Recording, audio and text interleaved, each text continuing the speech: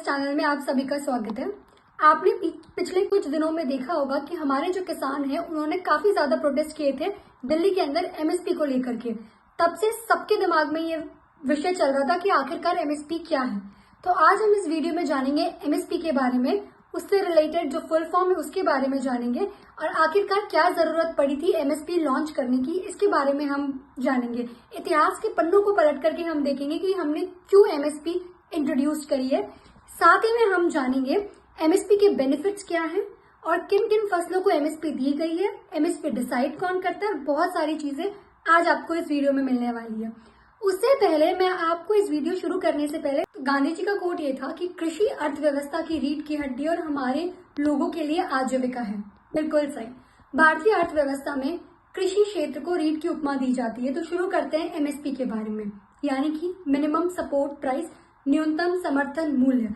MSP का मतलब ये होता है जब कोई फार्मर अपनी उपज यानी कि अपनी क्रॉप जब उगाता है और उसको मार्केट प्राइस से कम मिलता है तो जो बड़ी बड़ी सरकारी एजेंसीज होती है यानी कि एफसीआई वो उसको प्रोक्योर करती है।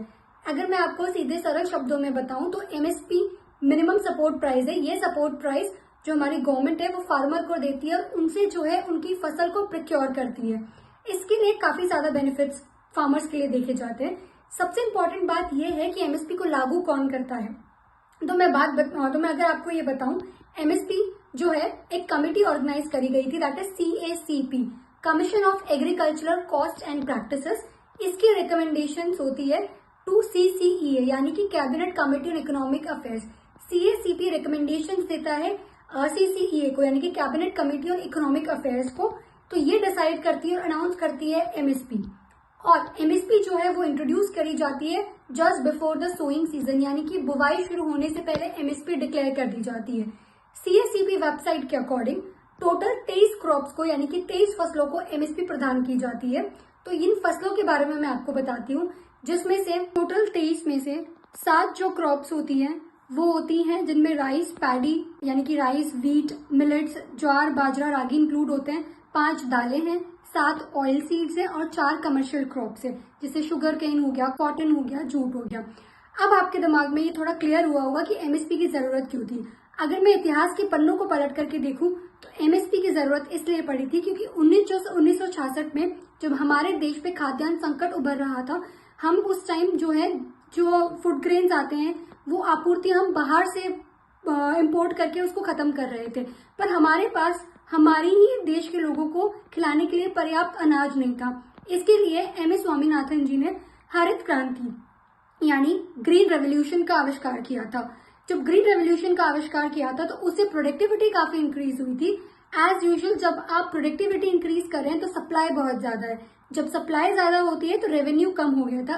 इसलिए गवर्नमेंट को एमएसपी इंट्रोड्यूस करनी पड़ी थी ताकि वो एक मिनिमम दर सेट कर सकते हैं जिससे किसान से वो उनकी फसल को एक सही दाम में प्रोक्योर कर सके। इसके लिए हमें एमएसपी को इंट्रोड्यूस किया था। इतिहास के पन्नों में भी एमएसपी की काफी ज्यादा इंपॉर्टेंट वैल्यू है। अब हम पढ़ेंगे इसकी बेनिफिट्स के बारे में, जानते हैं कि एमएसपी इतनी बेनिफिटेड क्यों रहती है। अब हम एमएसपी के बेनिफिट्स के बारे में पढ़ते हैं। बेसिकली क्या होता है, एमएसपी इसलिए इम्पोर्टेंट है कि जैसे मानो कि अगर एक अस्थिरता प्रदान हो गई है किसानों के लिए और जो है अगर न्यूनतम मूल्य सुनिश्चित करके एक अस्थिरता प्रदान हो जाती है, खासकर तब जब बाजार में अचानक गिरावट आ जाती है या फिर उनकी उपज जो है वो अधिक मात्रा में हो जाती है, इसलिए एमएसपी जो है वो उस जोखिम को कम करता है। साथ में जैसे अप्रत्याशित मौसम हो गया, क्लाइमेट चेंज हो गया, वेदर चेंज हो रहा है, ग्लोबल वार्मिंग आ रही है, कभी भी बेमौसम बरसात आ जाती है, तो इसके खतरे को भी एमएसपी कम करता है। इसके साथ में एमएसपी जब लागू करते हैं तो एक क्रॉप विविधीकरण आता है यानी कि क्रॉप डाइवर्सिफिकेशन होता है।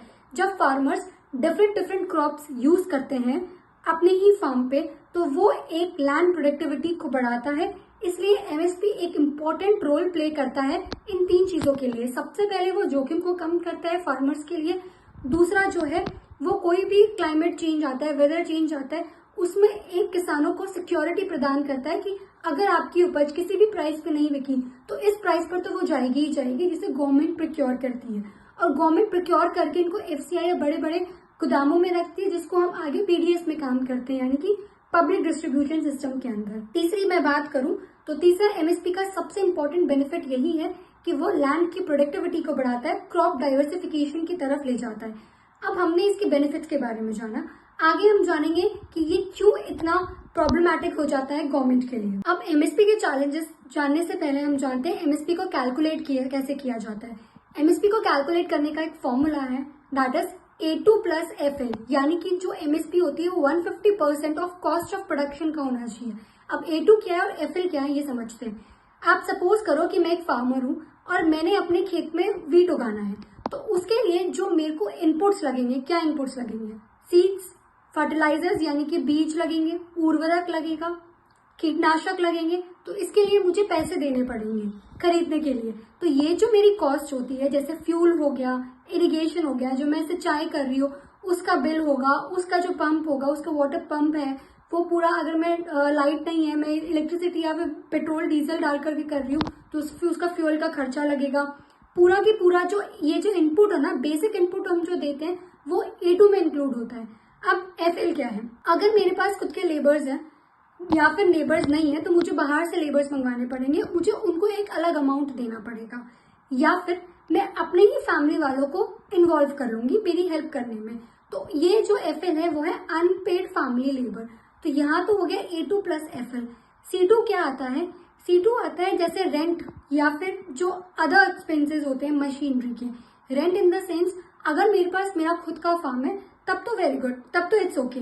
अगर मेरे पास खुद का फार्म नहीं है तो I have to own a rent या फिर रेंट अ लैंड, या फिर मुझे टेनेंट फार्मर बन के दूसरे के लैंड में जाकर के खेती करनी पड़ेगी।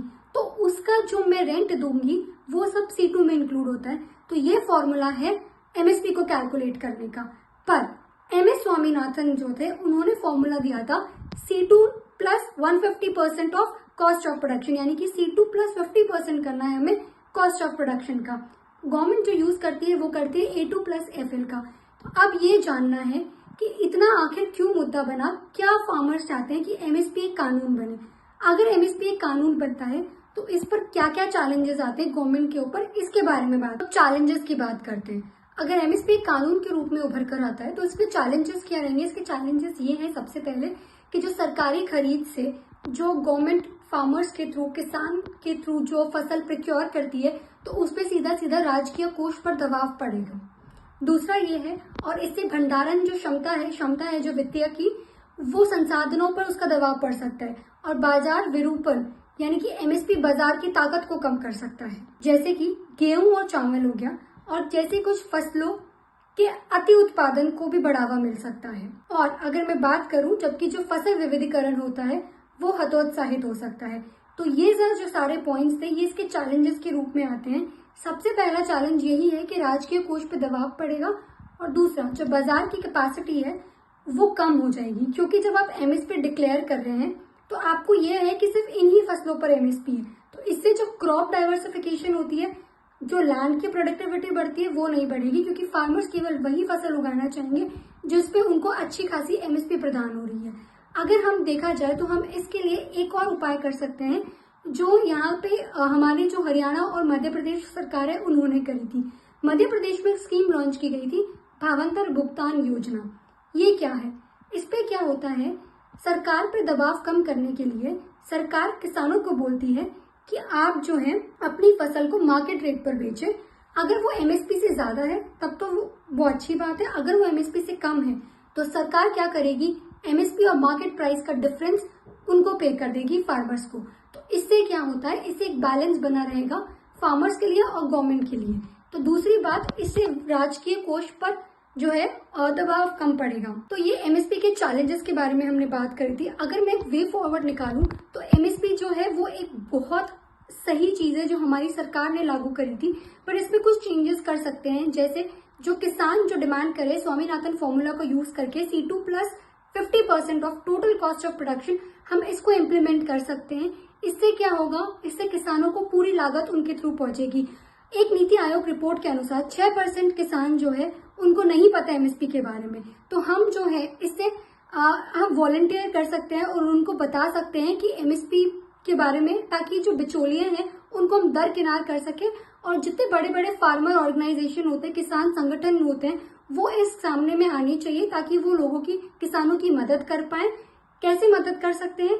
जितने बड़े बड़े फार्मर प्रोड्यूसर ऑर्गेनाइजेशंस हैं वो एक साथ क्लब हो सकते हैं, इकट्ठा होकर के जो बिचौलिए होते हैं उनको दरकिनार करके सीधा फसल को डायरेक्टली किसानों की फसल को सीधा मार्केट में पहुंचाया जा सकता है और एमएसपी को बढ़ावा दिया जा सकता है। दूसरा हम ये काम कर सकते हैं कि एमएसपी जिस तरह से लागू की गई है इसके अंदर हम जो हमने स्कीम बताई थी भावांतर भुगतान योजना है, इसमें जो कैश डायरेक्ट बेनिफिट ट्रांसफर है वो हम सीधा फार्मर्स के अकाउंट में ट्रांसफर कर सकते हैं। इससे क्या होगा, इससे फार्मर्स को उनकी उपज का जो लागत है वो तुरंत मिल जाएगी और वो अगले क्रॉप के बारे में प्रिपेयर हो सकेंगे। तो इस पूरे वीडियो में आपने एमएसपी के बारे में जाना था। प्लीज चैनल को फॉलो और सब्सक्राइब जरूर करें।